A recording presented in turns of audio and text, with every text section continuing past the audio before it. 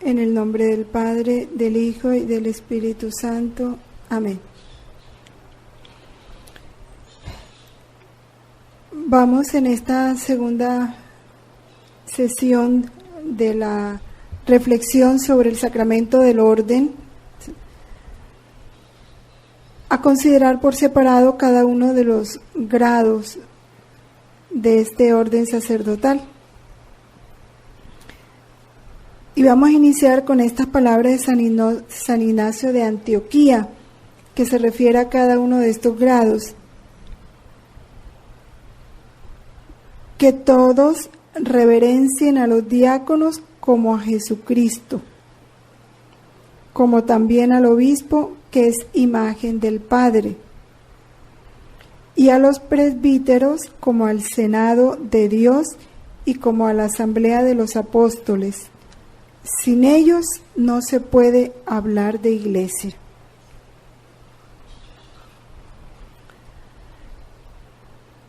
La ordenación episcopal concede la plenitud del sacramento del orden.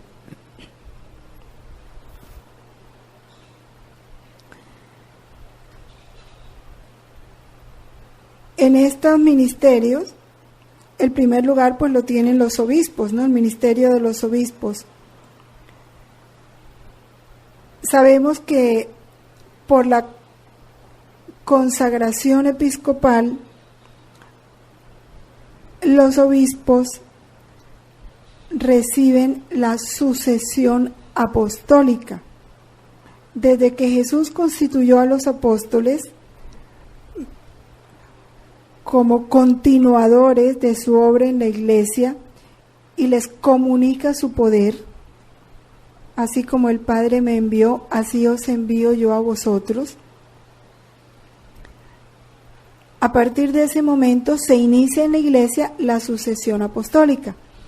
Entonces, los apóstoles a su vez, en el recorrido que hacían en las diferentes poblaciones, formando los diferentes grupos de cristianos, iban a ellos consagrando a los que ellos consideraban aptos como ministros, como obispos, e iban conformando las pequeñas iglesias en los diferentes lugares. Así se fue iniciando esa sucesión apostólica hasta nuestros días. Y por eso es que decimos que si no hay la sucesión apostólica en quien hace la consagración, no se da el sacramento del orden. No se da. Insisto en esto porque ahorita hay en Colombia y en todo el mundo falsas iglesias y se llaman católicas.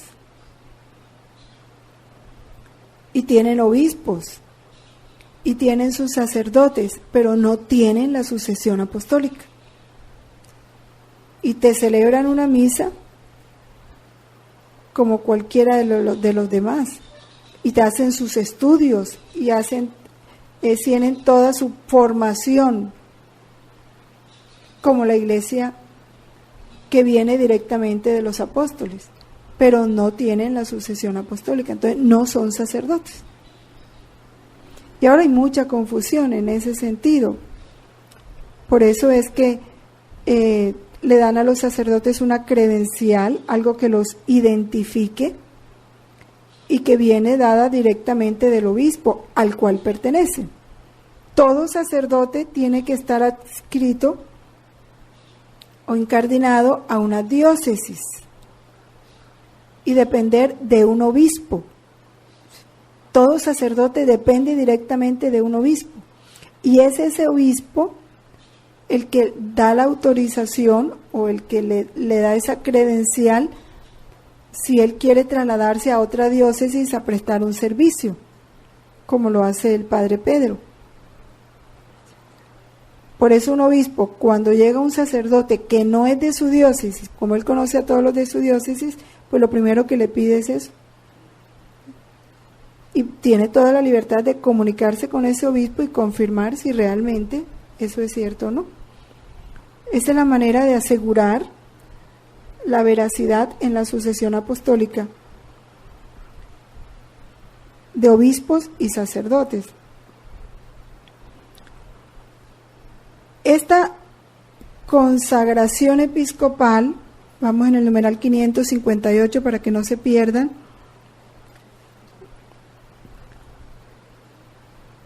¿qué poderes, pudiéramos hablar así, le da al obispo?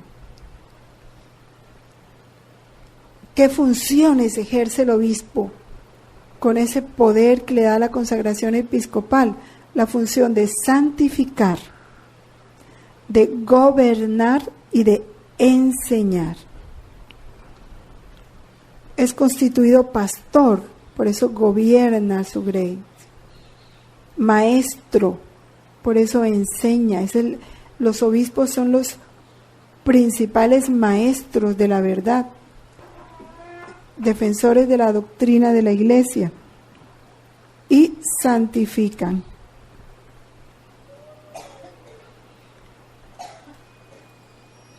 Por esa imposición de las manos y por las palabras de la consagración se confiere la gracia del Espíritu Santo y queda marcado con el carácter sagrado.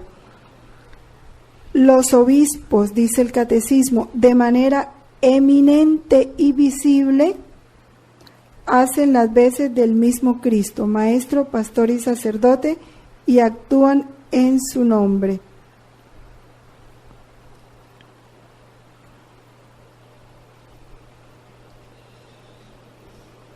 En la consagración de un obispo siempre participan varios obispos. Es un deseo de la Iglesia.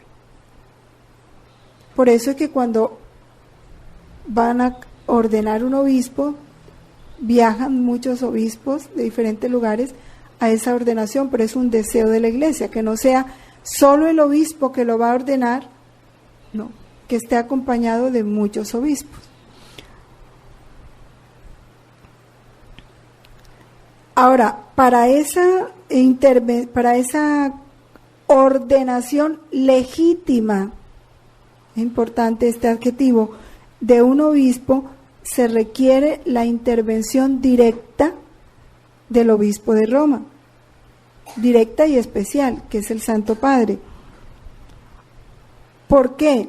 Porque cada obispo tiene un vínculo supremo y especial con el Papa, o sea, pudiéramos hablar así, es el representante, ¿sí? el que prolonga esa autoridad, esa cabeza visible de Cristo en esa iglesia particular que se le encomienda.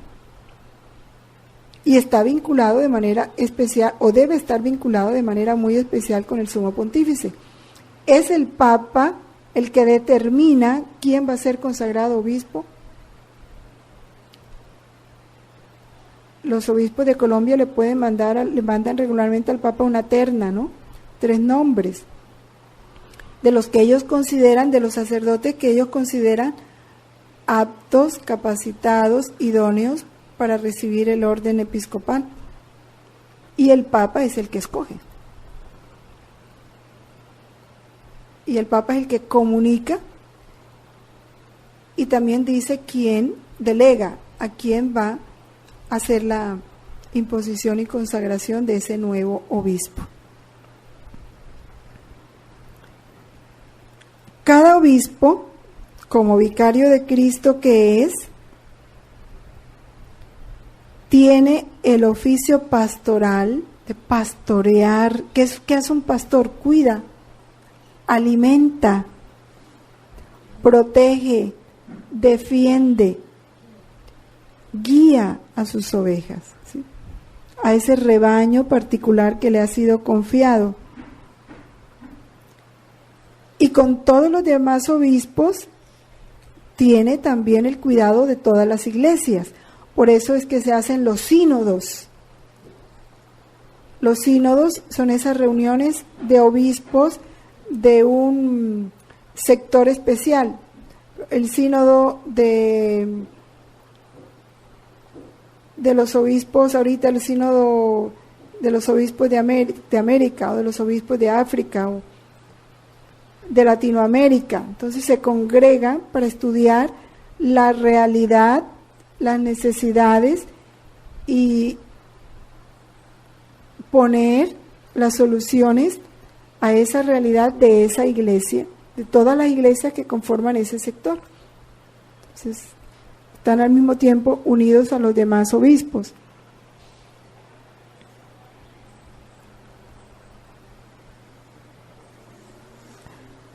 La Eucaristía, el hecho de que el obispo tiene la plenitud del sacerdocio, representa de manera especial a Cristo como cabeza de la iglesia. Todo eso explica por qué la Eucaristía celebrada por el obispo tiene una significación muy especial, como expresión de la iglesia reunida en torno al altar, bajo la presidencia de quien representa visiblemente a Cristo, buen pastor y cabeza de la iglesia. Recordemos ahora cómo este catecismo, cuando nos habla del crecimiento en la inteligencia de la fe, dice, ¿cómo crecer en la fe? ¿Cómo podemos crecer en la fe de la iglesia? Una de las condiciones que pone, bueno, de contemplar y estudiar las verdades, comprendiéndolas interiormente, los misterios que vivimos, dice, cuando las verdades las proclaman los obispos, que con la sucesión apostólica reciben un carisma de la verdad. Entonces, por eso una misa, una Eucaristía presidida por un obispo reviste un carácter muy especial. Y sus palabras nos ayudan a crecer en la fe, obviamente cuando son escuchadas con fe, cuando hay esa disposición de verlo como Cristo, cabeza visible de esa asamblea que nos está enseñando. El orden presbiteral o el orden de los sacerdotes, como llamamos comúnmente, ese ministerio de los obispos, así como Dios le dijo a Moisés, escoge 70 ancianos y yo contigo, porque eso es lo importante, ¿no? Les comunicaré tu espíritu.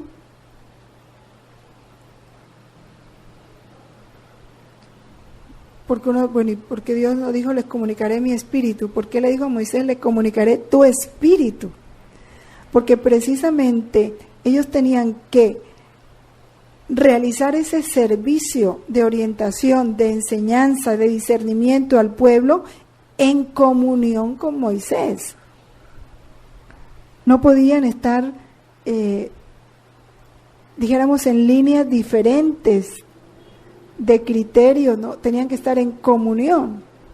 Por eso es el espíritu de Moisés, como queriendo decir, van a actuar como actuarías tú, en nombre tuyo, porque lo que van a hacer lo van a hacer en nombre tuyo, para que colaboren en la misión que yo te di. Entonces la misión es del obispo en la iglesia particular. Los presbíteros reciben esa función ministerial subordinada al obispo, para que fueran colaboradores del obispo. Por eso los sacerdotes hacen promesa de obediencia al obispo y tienen que estar en unidad de espíritu con él. Son sus colaboradores inmediatos.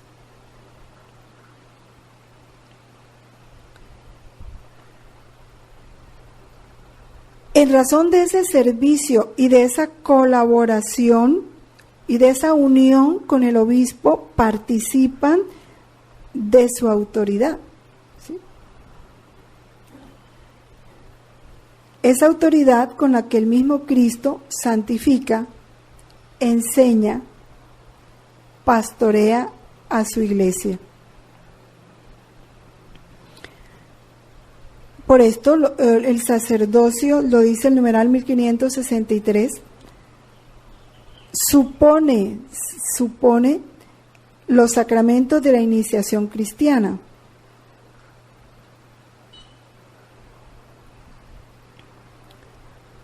Mediante la unción del Espíritu Santo marca a los sacerdotes con un carácter especial. Quedan identificados con Cristo sacerdote de tal manera que puedan actuar como representantes de Cristo cabeza.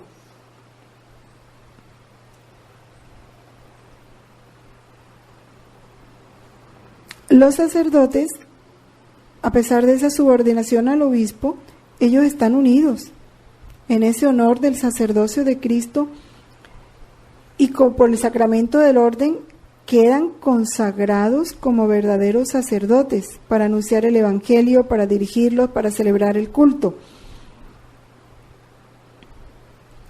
Y participan de esa misión universal, por tanto, también los sacerdotes no solo deben velar por la porción a ellos encomendada, en este caso, digamos, la parroquia. El obispo tiene la diócesis, el sacerdote tiene la parroquia, sino que también a ellos compete la responsabilidad de toda la iglesia. Y ellos, como sus acciones en el servicio de la iglesia son las acciones de Cristo,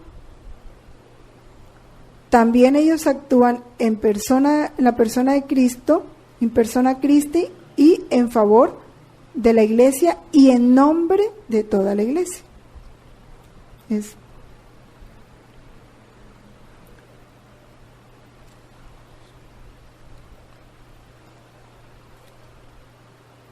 Su verdadera función sagrada, ¿cuándo la ejercen? En el culto, cuando están en una acción litúrgica o en la comunión eucarística.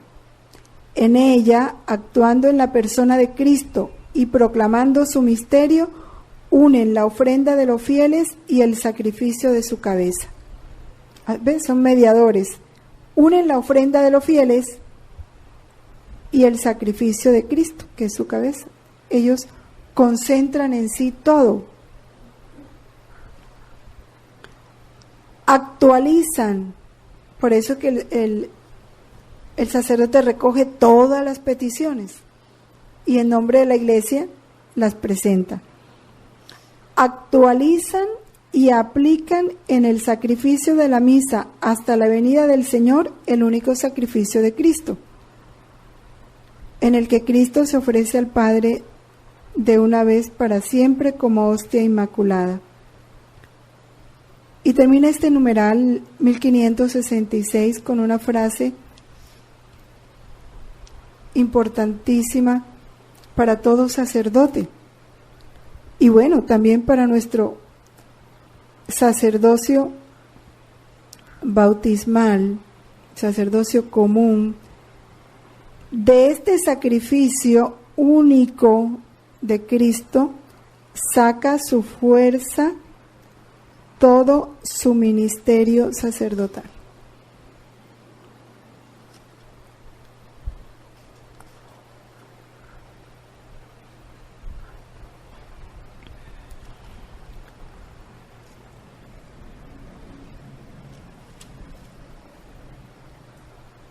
Los presbíteros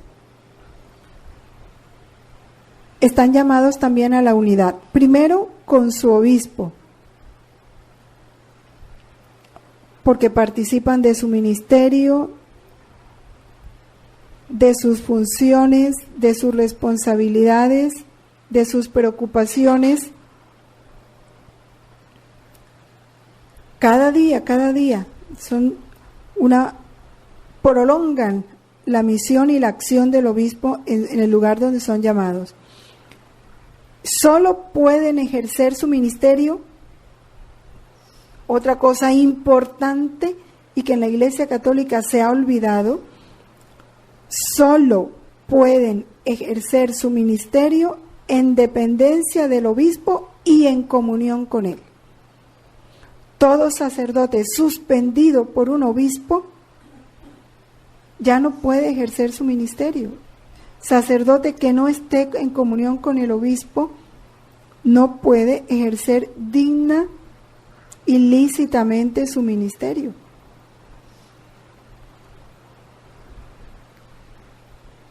Y muchas veces, ¿qué importa? Que el obispo lo haya suspendido, no importa. Yo necesito un sacerdote y entonces que me celebre la Eucaristía o voy a sus Eucaristías. Si tenemos el conocimiento que ha sido suspendido en el ejercicio de sus funciones sacerdotales por el obispo, no debemos participar. Si él está en desobediencia, nosotros no podemos incurrir de la misma manera. Siempre que un obispo suspende a un sacerdote, publica. En los medios de comunicación publica la suspensión. Se conoce fácilmente, como está ahorita el padre Holmar y el otro, el que fue gobernador del Atlántico, el padre Hoyos, Bernardo Hoyos. Ambos están suspendidos.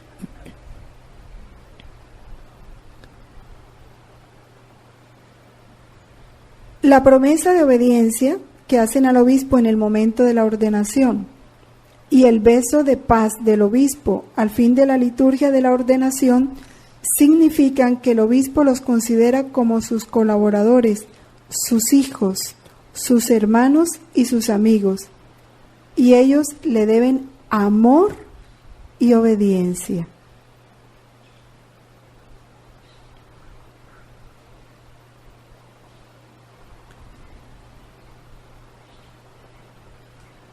También en la ordenación de un sacerdote, como los sacerdotes entre sí también forman una unidad, ¿no? Porque todos los sacerdotes de una diócesis, si cada sacerdote es hijo del obispo, es considerado como su hijo, su colaborador inmediato, su hermano, todos los demás sacerdotes están en la misma condición.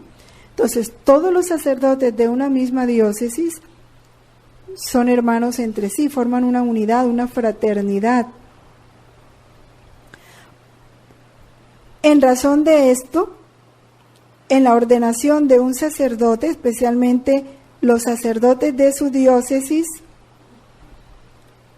en esa ceremonia de ordenación, después que el obispo impone las manos, los sacerdotes presentes en la ordenación también imponen las manos sobre el nuevo sacerdote, sobre el ordenado, en señal de esa unidad.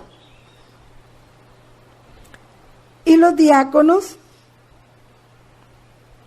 no entran en la jerarquía, ¿sí? O sea, en el sentido de que no son ministros, no reciben directamente esa, a ver cómo le decimos, ese carácter, ¿sí?, de seguidores de la misión de Cristo, de ese poder de Cristo para ejercerlo en los sacramentos y en la comunicación de la gracia, como lo reciben los sacerdotes y los obispos. Pero los diáconos también reciben este sacramento del orden.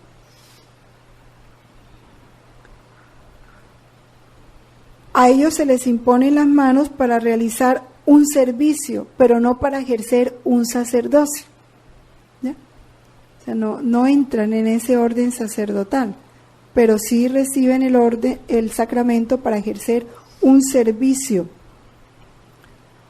Por eso en la ordenación de un diácono solo el obispo impone las manos.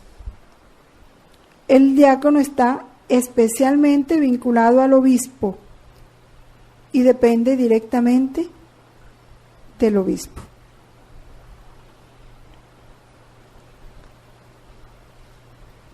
El sacramento del orden a los diáconos los marca con un sello, un carácter que nadie puede hacer desaparecer y que los configura con Cristo que se hizo diácono, es decir, el servidor de todos. Es un sacramento y sabemos que el sacramento del orden imprime carácter indeleble. ¿Qué funciones tienen los diáconos? Asistir al obispo, a los presbíteros en la celebración de los divinos misterios, sobre todo en la Eucaristía, en la distribución de la Eucaristía, asistir a la celebración del matrimonio, porque sabemos que los ministros del matrimonio son los mismos cónyuges, bendecir esa unión, proclamar el Evangelio, predicar, presidir las exequias y entregarse a los diversos servicios de caridad.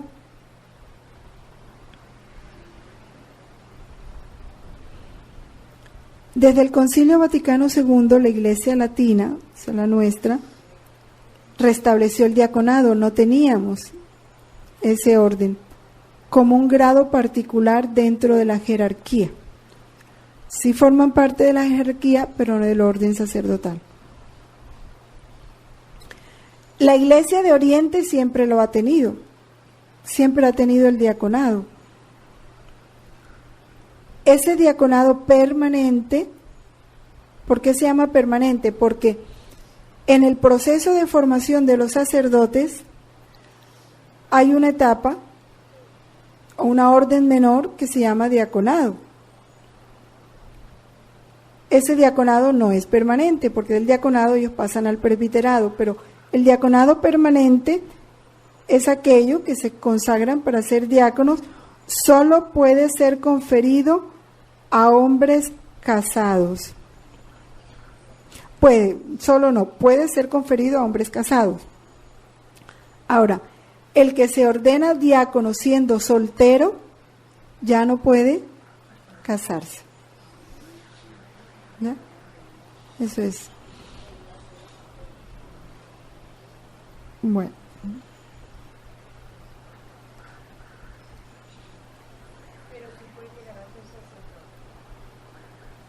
Sí, creo que sí puede ordenarse sacerdote si no es casado, por supuesto, en la Iglesia Latina.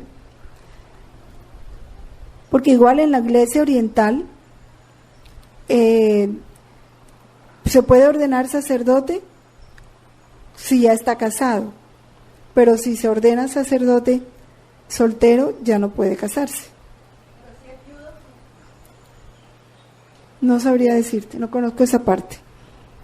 Pero sí, si es viudo, sí. Ahora, los obispos son escogidos de entre los sacerdotes no casados en la Iglesia Oriental.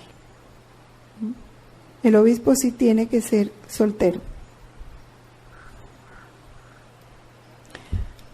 ¿Cómo la realización del sacramento, no el rito del sacramento? Toda ordenación, bien sea de un obispo, de un sacerdote o de un diácono, exige el mayor concurso posible de fieles. Por eso se hacen en un templo muy importante como la catedral, se hacen regularmente un día domingo o en un día de una fiesta especial que permita la asistencia del mayor número posible de fieles, con una solemnidad muy marcada, adaptada a las circunstancias. Dentro de la Eucaristía.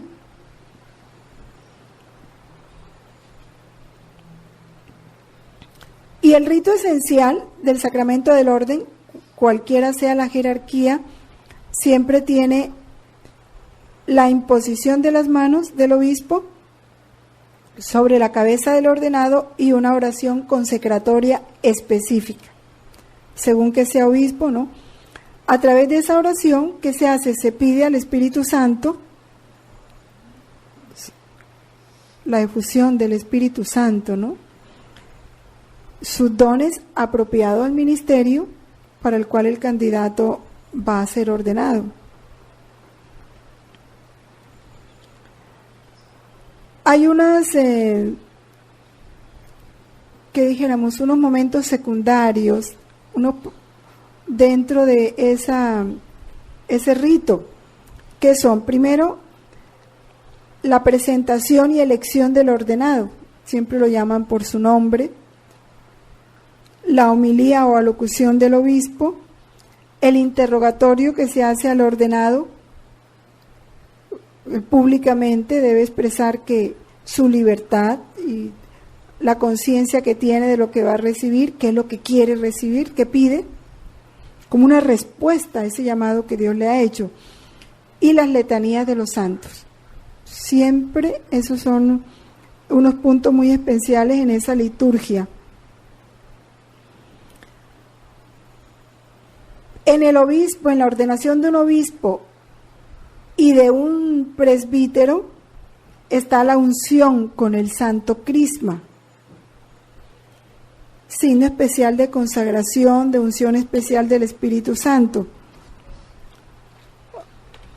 para que sea fecundo su ministerio, ¿no? La entrega del libro de los evangelios, del anillo, sabemos que ellos se desposan con la iglesia, ¿sí? Hacen de la iglesia su esposa, por la que tienen que dar la vida como la dio Cristo. En el caso del obispo, la mitra y el báculo, señal de su misión apostólica como pastor, como maestro de la palabra, de su fidelidad a la iglesia, esposa de Cristo. Bueno. A los presbíteros se le da la patena y el cáliz. Son ese signo de la ofrenda del pueblo santo que es llamado a presentar a Dios, y los libros de los evangelios. ¿Cuál es el ministro del sacramento del orden? El obispo. Un obispo ordena a otro obispo, un obispo ordena a los sacerdotes, un obispo ordena a los diáconos, en cuanto que ellos, como sucesores de los apóstoles, transmiten ese don espiritual. Ellos tienen la sucesión apostólica y solo ellos pueden conferir válidamente estos 3 grados del sacramento del orden. ¿Quién puede recibir este sacramento? Y aquí viene una cosa importante, ahora muy discutida, dolorosamente aún entre los mismos hijos de la iglesia. Solo el varón bautizado recibe válidamente la sagrada ordenación. El Señor Jesús eligió a hombres, lo dice el Catecismo en el numeral 1577, para formar ese colegio de los 12 apóstoles, y los apóstoles hicieron lo mismo cuando eligieron a sus colaboradores, porque si en la voluntad de Dios hubiera estado este sacramento para la mujer, a lo largo de la historia de la iglesia Dios lo hubiera hecho saber.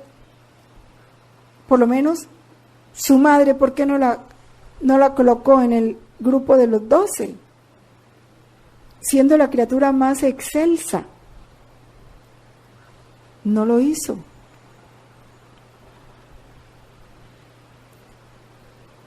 El colegio de los obispos, con quienes los presbíteros están unidos en el sacerdocio, hace presente y actualiza hasta el retorno de Cristo el colegio de los 12.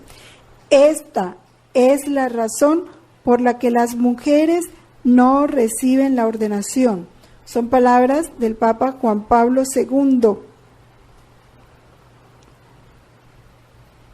Nadie tiene derecho, otra cosa importante, porque el alegato de ahora, ya digo dolorosamente, incluso de religiosas, ¿Por qué se nos quita a nosotros el derecho? Nadie tiene derecho a recibir el sacramento del orden. Es que no es un derecho. Y es que eso es lo que no se ha entendido. Ve cuán ignorantes somos de las verdades de la Iglesia. No es un derecho. Lo dice en la carta a los Hebreos: nadie se arroga para sí mismo este oficio. Es un llamamiento de Dios, es una elección de Dios, y Dios elige a los que quiere. A los que quiere. Claro, porque toda elección lleva consigo las gracias, o sea, nadie es capaz de nada. Dios nos hace capaces para aquello para lo cual nos elige. Y en ese hacernos capaces están todas las gracias necesarias para realizar la misión para la cual Dios elige a la criatura. Pero es un llamamiento de Dios. Un llamamiento que no está fundamentado ni en la dignidad, ni en las capacidades, ni en las virtudes, ni en la santidad, ni en nada, porque Dios quiere. Porque digamos, entre los 12 no cogió a Nicodemos, porque no, escogió a los que quiso, oró, se pasó la noche en oración y eligió a los 12, ya. No hay más explicación. ¿Por qué? Porque Dios quiso. Ahora, Dios manifiesta su llamado, primero, va poniendo ese deseo, esa inclinación en el corazón del hombre. Ese es un signo de la vocación.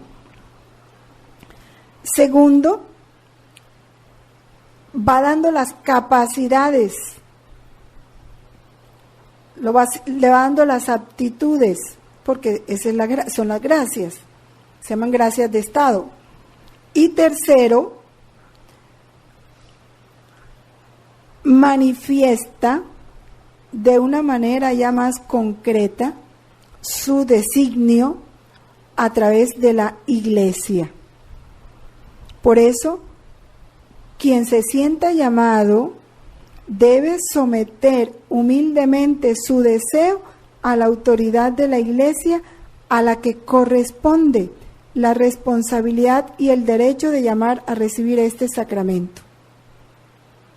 Como toda gracia, el sacramento solo puede ser recibido como un don inmerecido. ¿Y a cuánto ha llegado la soberbia de esas dos obispas, más bien avispas, que ordenaron otras? No, es que, qué loco, ¿verdad? No, es que es terrible pensar en eso. O sea, qué desconocimiento de la verdad de Dios, de la voluntad de Dios, de lo que Dios quiere, de lo que es la Iglesia. O sea, ¿qué servicio van a prestar a la Iglesia si no conocen siquiera la Iglesia? Son los horrores, ¿no?, que produce la ignorancia y la soberbia del hombre. No querer acoger la voluntad de Dios como es. Él quiso que todo fuera sometido a su Iglesia. Lo que ates aquí quedará atado en el cielo, lo que desates aquí quedará atado en el cielo. A ellos les dio las llaves del reino de los cielos. Pero ese no querernos someter lleva al hombre a hacer locuras y torpezas, porque esos son torpezas. Hacen el ridículo.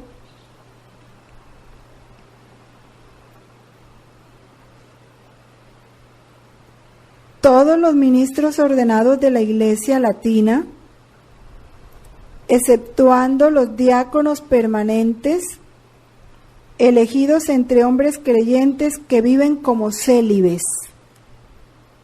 La Iglesia latina. Sabemos que la Iglesia oriental no tiene el celibato para el sacerdocio. Y tienen la voluntad de guardar el celibato por el reino de los cielos. ¿En razón de qué? De consagrarse totalmente al Señor y a sus cosas. Y Dios es sabio, y su sabiduría la comunica, porque Él es la cabeza de la iglesia, entonces su sabiduría se comunica a toda la iglesia. ¿Por qué la iglesia oriental sí? ¿Por qué la latina no? Dios sabe por qué. Y también sabe hasta cuándo. Si es que tiene un hasta cuándo en la iglesia latina. O si no es para siempre, solo está en su voluntad. Y eso lo va determinando Él a través de su iglesia. El celibato es un signo de esta vida nueva al servicio de la cual es consagrado el ministro de la iglesia. Debe ser aceptado con un corazón alegre. Y ese celibato anuncia de modo radiante el reino de Dios. Hay una llamada muy importante ahí en ese numeral. Bueno, leamos el numeral 1580 y luego vemos la llamada. En las iglesias orientales, los obispos son elegidos únicamente entre los célibes. Los hombres casados pueden ser ordenados diáconos y presbíteros. Esto es considerado como legítimo desde tiempo muy remoto. Pero pese a eso, el celibato de los presbíteros es considerado con gran honor en esas iglesias orientales. Por eso los obispos lo escogen entre los célibes. ¿Ve? ¿Qué tan importante es el celibato en este orden sacerdotal? Tanto en Oriente como en Occidente, quien recibe el sacramento del orden ya no puede contraer matrimonio. Lo puede recibir si está casado, pero si lo recibe, ya no puede casarse. Hablaba de esta llamada en el numeral 1232 y 1233, que es muy importante que la tengamos en cuenta. Los vínculos familiares, aunque son muy importantes, no son absolutos.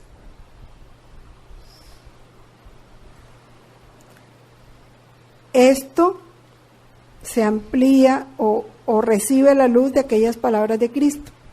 El que ama a su padre, a su madre, a su hermano, a su hermana, a su hijo, a su hija más que a mí, no es digno de mí.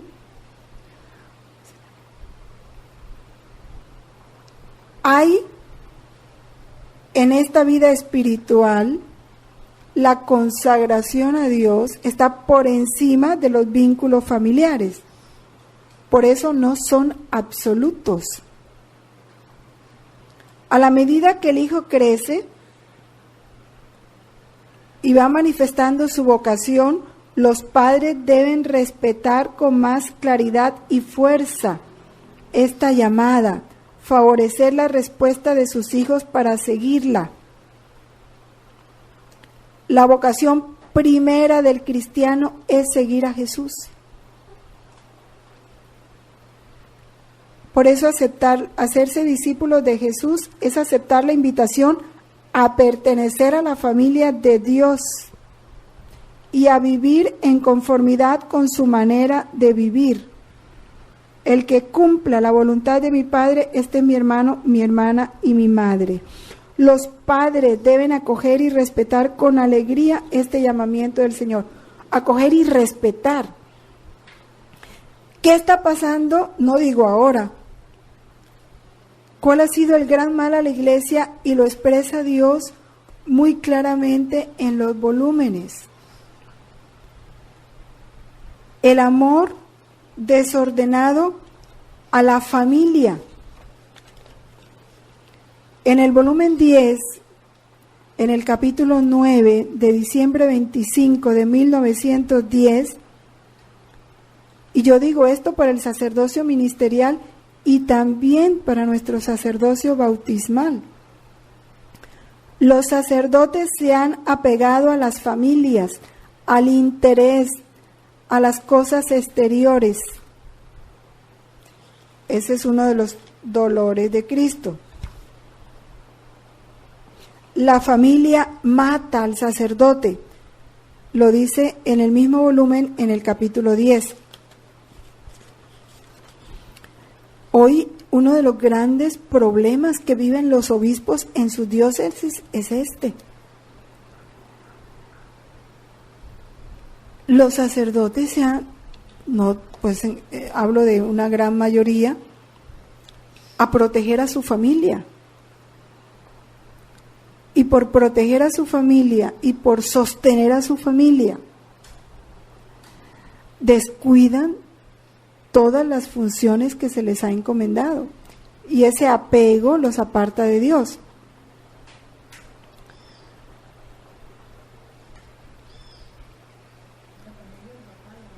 Sí, dice,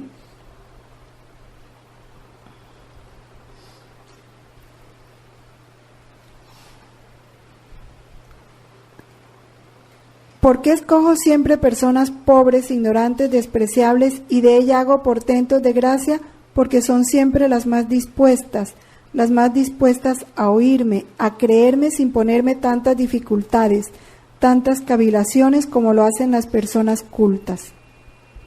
Después vinieron los magos, pero no se vio ningún sacerdote, mientras que ellos deberían ser los primeros en hacerme cortejo.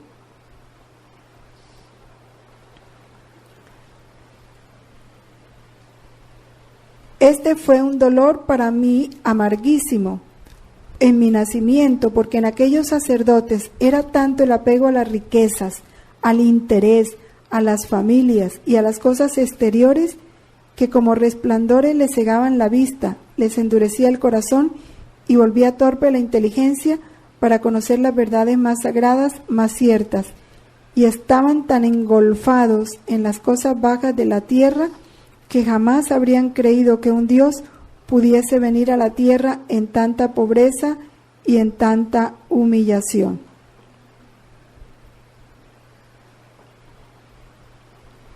Más adelante dice, debes saber que este dolor aún me dura, porque los sacerdotes de estos tiempos se han hermanado con los sacerdotes de aquellos tiempos, se han dado la mano en el apego a las familias, al interés, a las cosas exteriores, y poco o nada ponen atención al interior. Es más, algunos se han degradado tanto que han llegado a hacer entender a los mismos seglares que no están contentos de su estado, abajando su dignidad hasta lo ínfimo y por debajo de los mismos seglares.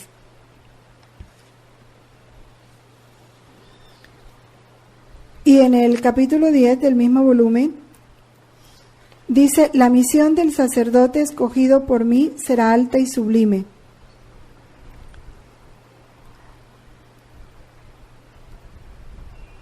El medio más adecuado será formar estas casas de reunión de sacerdotes para segregarlos de la familia, porque la familia mata al sacerdote. Estas casas él las debe promover, impulsar, aunque tenga que amenazar. Si me salva a estos, me ha salvado a todas las gentes. Lo que vale un sacerdote. Y esto porque a veces no es ni culpa del sacerdote, sino la misma familia puede ser causa de esto, ¿no? Por seguir con ese apego, por no dejarlo libre en la elección que Dios ha hecho de él y en la respuesta que él está haciendo a esa elección. Por eso el catecismo en este numeral recomienda que la familia no solo apoyen, sino que respeten ya ese ejercicio del ministerio y le den la libertad que él necesita. Los efectos de este orden. Primero, ya sabemos la capacidad de actuar como representante de Cristo, cabeza de la Iglesia. Segundo efecto, el sacramento del orden da un carácter indeleble. Esta misión de Cristo es concedida de una vez para siempre. No puede ser reiterado. Ordenado un sacerdote, ya no se le puede quitar, ¿sí?, ese carácter, ni ser conferido por un tiempo determinado. No es temporal, es eterno. Un sujeto ordenado puede ser liberado de las obligaciones y de las funciones vinculadas a su ministerio, en el caso de los que pidieron dispensa para casarse. Ahí son liberados, ¿no? Los liberan de esas obligaciones o de esas funciones. O cuando el sacerdote, por alguna causa grave, una enfermedad especial, o también cuando cometen un delito que necesitan ser juzgados, entonces se les libera de esas funciones. O también se les puede prohibir ejercerlas cuando su comportamiento no lo determina así. El obispo le prohíbe ejercer esas funciones, pero no puede convertirse de nuevo en laico en sentido estricto. Seguirá siendo siempre sacerdote. La ordenación es para siempre y lo marcan de una manera permanente, la vocación y la misión que reciben.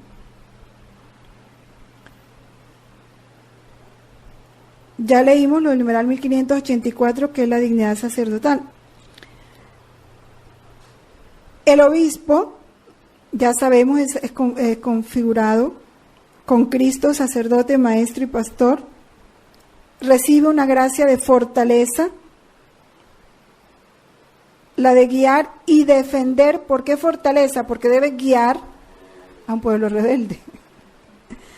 Defender con fuerza y prudencia a su iglesia como padre y pastor, con amor gratuito para todos y con predilección por los pobres, los enfermos y los necesitados. La oración, que es muy hermosa, de la oración consecratoria, ¿no?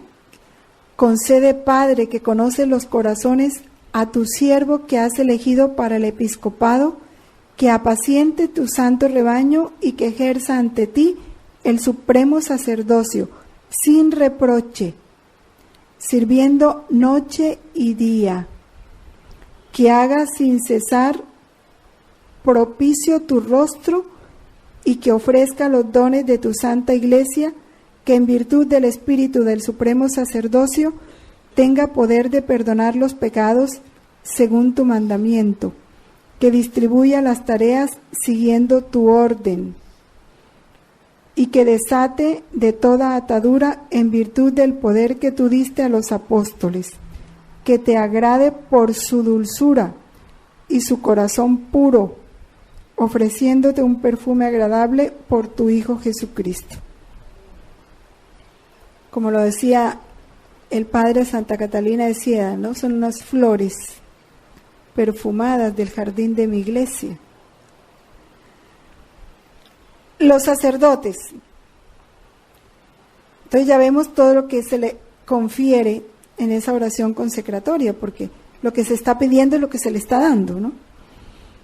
A los sacerdotes: Señor, llena del don del Espíritu Santo al que te has dignado elevar al grado del sacerdocio, para que sea digno de presentarse sin reproche ante tu altar, de anunciar el evangelio de tu reino, de realizar el ministerio de tu palabra de verdad, de ofrecerte dones y sacrificios espirituales, de renovar tu pueblo mediante el baño de la regeneración, de manera que vaya al encuentro de nuestro gran Dios y Salvador Jesucristo, tu Hijo único, el día de su segunda venida, y reciba de tu inmensa bondad la recompensa de una fiel administración de su orden. Y los diáconos,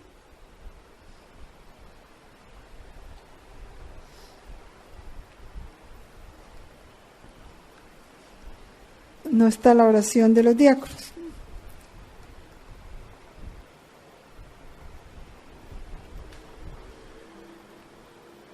Ante la grandeza de la gracia y del oficio sacerdotal, los santos doctores sintieron la urgente llamada a la conversión, con el fin de corresponder mediante toda su vida a aquel sacramento que los constituye ministros.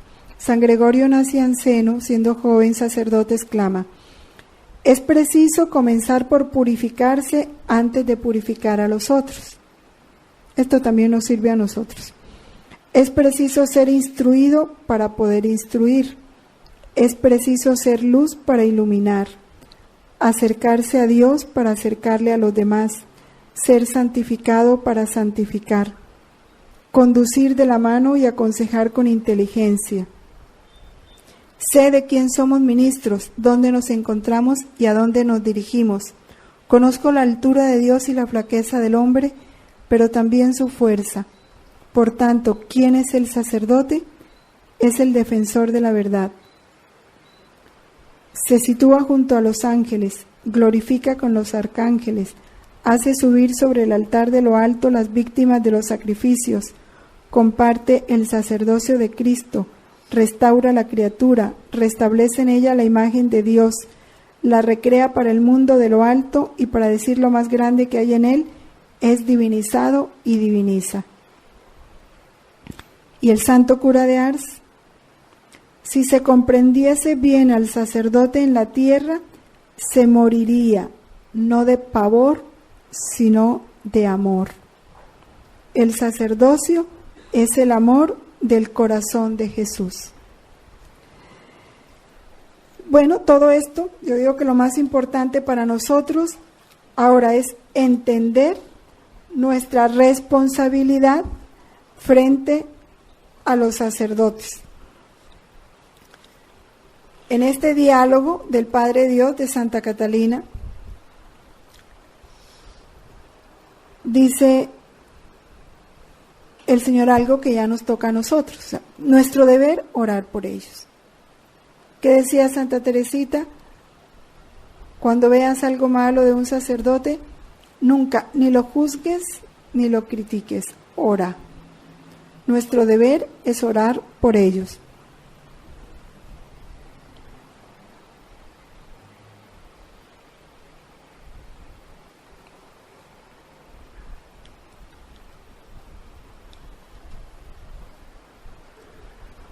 Mi Cristo en la tierra,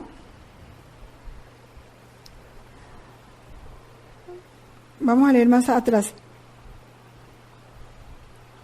¿A quién dejó él las llaves de esta sangre? Al glorioso apóstol Pedro y a todos los otros que han venido y vendrán después de él hasta el último día del juicio. Por tanto, todos tienen y tendrán la misma autoridad que Pedro, y ninguna de sus faltas mermará esta autoridad, ni debilitará la perfección de la sangre o de los otros sacramentos. Porque ya te lo he dicho, ninguna mancha puede empañar este sol, ni su luz puede ser oscurecida por las tinieblas del pecado mortal que se encuentra en el que lo administra o en el que lo recibe.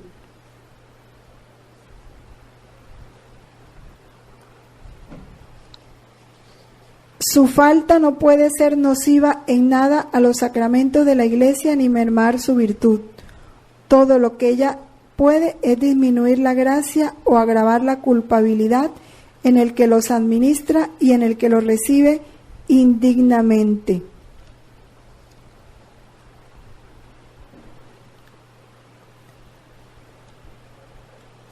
Es a mí a quien se dirige este homenaje de respeto y a esta gloriosa sangre que es uno conmigo por la unión de la naturaleza divina y de la naturaleza humana.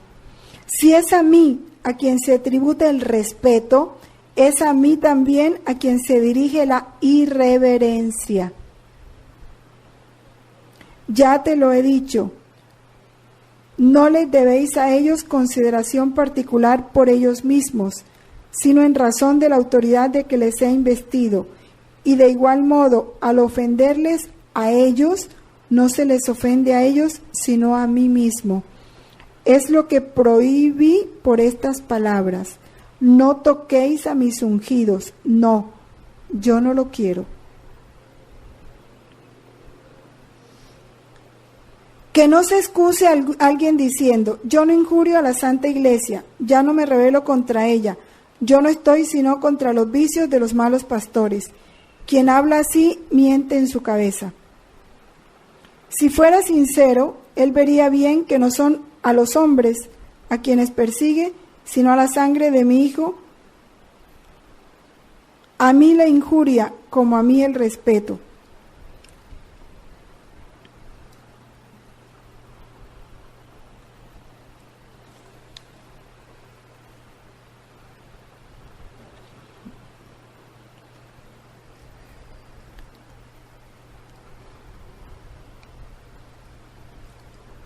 Lo que se les hace a ellos, se me hace a mí mismo. Yo no quiero que se toque a mis ungidos, solo a mí me toca castigarlos.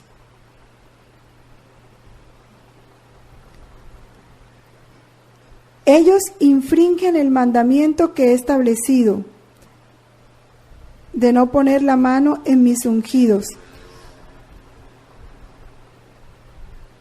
Han desobedecido haciendo lo que estaba prohibido y se han sublevado contra esta sangre. Ya, pues de muchas maneras, también recordemos, y que es verdad de Dios, porque está confirmada por toda esta palabra del Señor, con este testimonio de Gloria de Apolo, cuando Dios le muestra la calumnia en la que ella había participado contra un sacerdote, que lo estaban juzgando de homosexual y lo hicieron cambiar por eso, y Dios le muestra cómo eso era falso y le dice la responsabilidad que nosotros tenemos de orar, cuidar, proteger, defender y apoyar al sacerdote, y que las faltas de ellos, en gran parte, nosotros participamos por nuestra falta de apoyo, de ayuda y de oración y de sacrificio por ellos. Es un deber de todo fiel apoyar, colaborar, orar y sacrificarse, de manera especial por el sacerdote de quien dependemos, porque ellos, como quien dice, llevan ese tesoro en vasos de barro. Entonces nuestro deber es protegerlos. Y no hay ningún santo que no haya apoyado esta misión del sacerdocio. Entonces, al estudiar nosotros este sacramento del orden, ese es nuestro principal deber. Y al escuchar en estos volúmenes toda la queja y el dolor de Dios por todo el mundo que se ha metido en sus sacerdotes, pues nosotros sintámonos obligados a aliviar ese corazón de Cristo con lo que nos toca, ¿no? No permitir en ningún momento la mínima crítica, comentario negativo, juicio sobre ellos. No toquéis a mis ungidos, solo a mí me corresponde juzgarlos. Es así.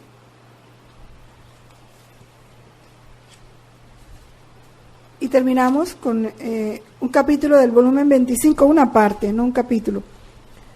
El capítulo 21, enero 13 de 1929. Porque en la historia de Luisa también vemos el valor que Jesús le da a los sacerdotes y cuánto le pide ella que la libre de ese tormento, porque para ella fue un tormento. No le creían. Alguna vez le dijeron, aquí está, lástima que todo, pues no no tuve tiempo no dio el tiempo, pero le decían, ¿qué signo nos da Dios para nosotros comprobar que tenemos que venir todos los días donde ti?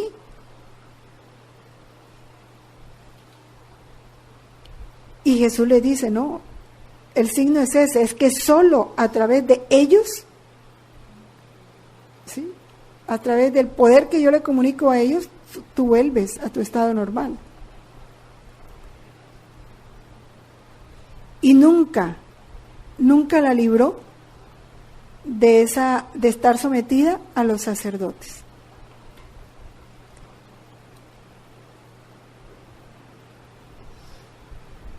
Dice, hija mía, esta era la finalidad por la cual permitía la necesidad de la venida del sacerdote, a fin de que te pusieras en ellos como sagrado depósito, pusieras en ellos todas las verdades que te he dicho acerca de mi fiat divino, y ellos fuesen atentos y ejecutores fieles de lo que yo quiero, esto es, que hagan conocer el reino de mi divina voluntad. Puedes estar segura que no habría permitido su venida si no fuese por cumplir mis grandes designios sobre la familia humana. Y así como en el reino de la redención dejé a mi mamá reina en medio de los apóstoles, a fin de que junto con ella, ayudados y guiados por ella, pudiesen dar el principio al reino de la redención, y porque la soberana celestial sabía de él más que todos los apóstoles, era la más interesada, se puede decir que lo tenía formado en su materno corazón, así que podía muy bien instruir a los apóstoles en las dudas, en el modo, en las circunstancias. Era el verdadero sol en medio de ellos. Bastaba una palabra suya para hacer que mis apóstoles se sintieran fuertes, iluminados y reafirmados. Así, para el reino de mi fiat divino, habiendo puesto en ti el depósito de él, te tengo aún en el exilio, a fin de que como nueva madre pudiesen los sacerdotes tomar de ti lo que puede servir de luz, de guía, de ayuda, para dar principio a hacer conocer el reino de mi divina voluntad. Pues viendo el poco interés, si supieras cuánto sufro.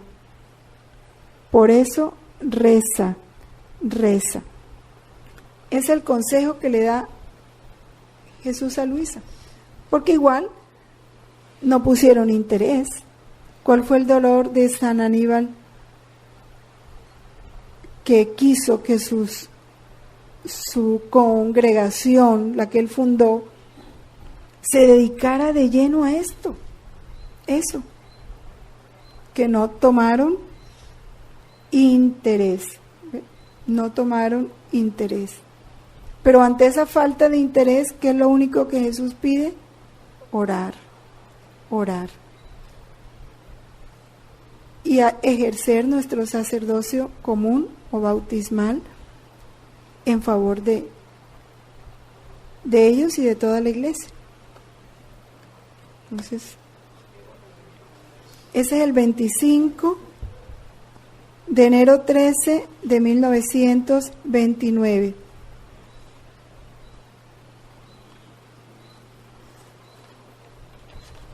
Bueno, ya el tiempo se nos agotó.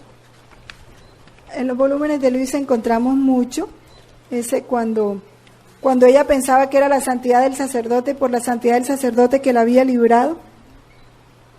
Eso está en el volumen primero, en el capítulo 23, que ahí muestra me enfrenté a una larga guerra de parte de los sacerdotes. Hubo quien decía que yo estaba fingiendo en todo lo que me sucedía. Después comprobó que no era por la santidad del sacerdote, sino por el poder que Dios comunicaba al sacerdote, el que ella quedaba libre. Lo pudo comprobar porque viniera el sacerdote que viniera, Dios ejercía su poder a través de él. Iba a hacer una pregunta, Anita. En nombre del Padre, del Hijo, del Espíritu Santo. Amén.